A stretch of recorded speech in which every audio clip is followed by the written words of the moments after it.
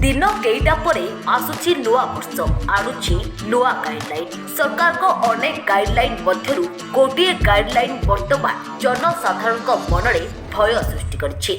भिक देले जेल जिबे। सरकार को एही गाइडलाइन द्वंद्व सह लोकों मनरे भय सृष्टि करिछि। नुआ वर्षरु एपरि नियम आनिबाकु जाउछंती केंद्र सरकार। जदि कहीं भिकारी को नुआ वर्ष ठारू भिक दियंती ताहाले सेमानक नारे एफआईआर रुजु कराजिबा सह जेल जाई पारंती। सूचना मुताबक देशर सबुठारू सफा सहर मान्यता पाइथिबा मध्य प्रदेशर इंदोर रे एपरि नियम लागू हेबाकु जाउछि। सहर को भिकारी मुक्त करिबा पई इंदोर प्रशासन जनवरी 1 रु नुआ नियम लागू करिबे।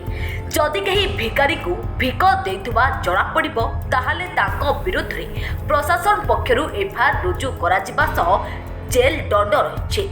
जिलापाल आशीष सिंह कहते जे इंदोर रे भिक मागिबा उपरे संपूर्ण भावे ब्यान लगी। आमर भिक मागिबा विरोधी सचेतनता कार्यक्रम चलित मास शेष पर्यंत चलिबो। एहा परे अर्थात जनवरी 1 रु जदि कहीं भिक देउथुबा जणा पड़ती ताहाले सेमानक विरोध रे एफआईआर रुजु कराजिबो। सहर को भिकारी मुक्त पई चलिथिबा अभियान को जनसाधारण सफल करंतु बोली श्री सिंह समस्त को अनुरोध करछथि।